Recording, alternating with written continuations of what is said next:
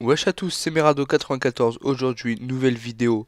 Alors, j'ai décidé de faire un petit sondage sur des groupes en fait où je suis abonné. Et tout simplement, j'ai posé cette question. Que pensez-vous de YouTube? Salut à tous et à toutes. Donc, je voulais faire une vidéo en vous demandant ce que vous pensez de YouTube. Si vous répondez, votre nom sera mis dans ma vidéo et vos chaînes seront mises en description. Je voulais faire cette vidéo parce que je voulais savoir, pour en gros, en fait, ce que pensent certains youtubeurs ou même des personnes lambda. Donc on va commencer avec la première réponse que j'ai sélectionnée. Donc voilà, la première réponse que j'ai sélectionnée nous vient de Mini Kimoko qui me dit ce que je pense de YouTube. Alors tout d'abord, moi personnellement, je trouve ça bien pour sortir de sa timidité en faisant des lives ou simples vidéos. Ça aide à se lâcher un peu, à s'assumer, à se montrer tel que l'on est. Un peu apprendre à connaître de nouvelles personnalités. Bref, ce sont les bons points, les mauvais points. Je dirais que YouTube est un monde capricieux et parfois injuste. C'est dommage car maintenant aussi tu es obligé limite de faire du putaclic pour réussir sur YouTube. T'as beau faire des montages de 2 jours, tu n'auras aucune vue. Après ça dépend. Des gens parfois honteux, des gens qui t'enfoncent, te découragent. Bref, je trouve aussi que YouTube a trop souvent de bugs. Ce que je trouve injuste aussi, c'est l'inactivité des gens abonnés. J'ai donc moi-même 13 700 abos et j'ai que 1000 actifs. Je trouve ça injuste. Bref, voilà, il y en a plein d'autres à dire. Je dis le principal. Alors, tout simplement, je dirais que je suis d'accord avec lui sur certains points où que YouTube permet de pouvoir découvrir certaines personnalités qu'on n'a pas encore, pour sa timidité, pouvoir parler aux gens correctement via les commentaires. Par contre, quand il me dit je trouve ça injuste pour les inactifs, ça après c'est pas YouTube, c'est tes abonnés s'ils sont inactifs par rapport à ça, bah YouTube n'y peut rien, simplement soit tes vidéos ne leur plaît plus et ils sont plus abonnés, enfin ils regardent plus tes vidéos, mais ils sont toujours abonnés. Soit après ça peut être tout simplement des bugs de YouTube, il y a plein de choses, il y a plein de choses qui peuvent rentrer en compte. Donc je te remercie pour ta réponse et je vais passer à la réponse numéro 2 et 3 que j'ai sélectionné en même temps. Pour la deuxième réponse, nous avons Artlac qui me dit YouTube est une grande foire, tout le monde essaye de t'attirer vers sa chaîne, mais les contenus réellement qualitatifs sont rares. Je peux comprendre avec lui que beaucoup de personnes essayent d'attirer, donc comme je vous ai dit tout à l'heure, avec le putaclic ou qui demandent des j'aime tout le temps. Bon, ça, on va pas revenir sur ça. Et bon, je suis d'accord avec lui, bon, j'ai pas trop de choses à dire sur ce commentaire. Le troisième commentaire me dit trop de kikou et peu de youtubeurs qui proposent de la vraie qualité.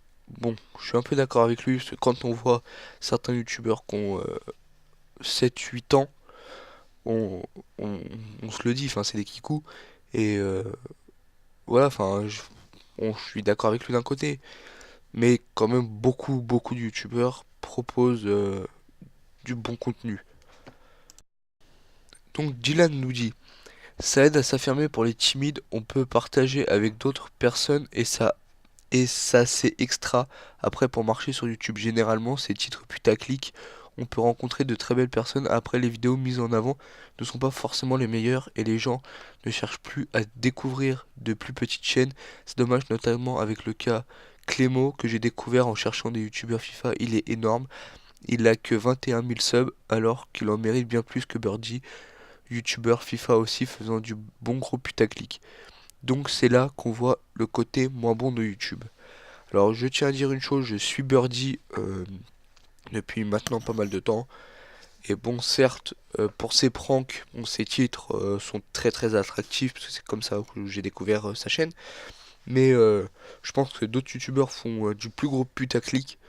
Donc je suis pas vraiment d'accord pour Dylan par rapport à Birdie, même s'il en fait un tout petit peu, mais pas non plus du gros pour ma part. Et donc voilà, je connaissais pas la chaîne Clémo, je vais aller la voir et si j'aime, j'irai m'abonner. Alors pour les prochaines questions, je vais en sortir 4 d'un seul coup sans épiloguer là-dessus parce que je n'ai strictement rien à dire sur ces commentaires parce qu'il y en a un qui me plaît beaucoup et que je vais dire en fin de vidéo et j'aimerais vous demander ce que vous en pensez. Donc Inès Cléda nous dit très bonne plateforme pour partager, faire des rencontres, voire même faire des connaissances un talent ou une passion. Le négatif que j'y trouve, c'est que de plus en plus de personnes s'y lancent pour l'argent ou la notoriété, et donc on trouve plus de contenu de mauvaise qualité que le contraire, et c'est dommage. Voilà mon avis. Et après, elle monte sa chaîne. Céline Van Den Broek qui nous dit: moi j'aime bien YouTube, au moins quand t'es en galère et que t'as besoin d'un renseignement sur quoi que ce soit, il y a toujours une vidéo qui convient à notre problème. Lorsqu'on s'ennuie, il y a toujours des vidéos à regarder ou des musiques. Leur système de commentaires, j'aime, abonner, etc. Et bien voilà. Loïc Bobra nous dit: je vais peut-être en faire rager certains, mais pour moi YouTube c'est une énorme poubelle avec plein d'ordures dedans et quelquefois on trouve des pépites ou quelque chose qui n'en est pas. Mais ça devient rare. Malheureusement, moi le premier, il m'est arrivé de faire des vidéos de moins bonne qualité juste par nécessité de faire de la vue, mais maintenant j'ai arrêté. Bon, petite parenthèse, je trouve qu'il a raison, YouTube a beaucoup de kikous, comme a dit un autre, mais il y a certaines pépites. Corentin Azumoun qui me dit: si je devais décrire YouTube, je dirais tout simplement que c'est un milieu qui ouvre la porte à plein de créateurs en tout genre, mais qui ferme la porte de plus en plus avec sa nouvelle réglementation. Donc voilà, donc on se retrouve pour la toute dernière réponse. Je voulais vraiment vous la faire parce que même si sa réponse est totalement vraie, il y a des points où je suis pas vraiment d'accord avec lui. Bref, Kiewel me dit: pour moi, YouTube est un endroit parfait où bien sûr les YouTubeurs font tout ça par passion, ironie. Pour moi, c'est devenu quasiment la télé, même si depuis quelques temps ça se calme. Et c'est très rare de se démarquer des autres YouTubeurs. Et c'est malheureux que des chaînes comme Gus Production ou Monkey Studio n'aient pas encore atteint le million. Alors que d'autres youtubeurs tels que GameX13 ne méritent pas du tout le million d'abos. Il y aura toujours des youtubeurs qui partaient mais qui sombrent dans les tops faciles à faire que ça soit des tirs d'un article américain ou autre, et pour moi YouTube est très mal en point, avec en plus des chaînes comme Studio Bubleta qui me met hors de moi, mais c'est dommage que une si belle plateforme devienne aussi merdique. Heureusement que nous avons encore beaucoup de bons youtubeurs, mais moi ce qui me manque c'est surtout Digidix. Mais pour moi Digidix manque à tous.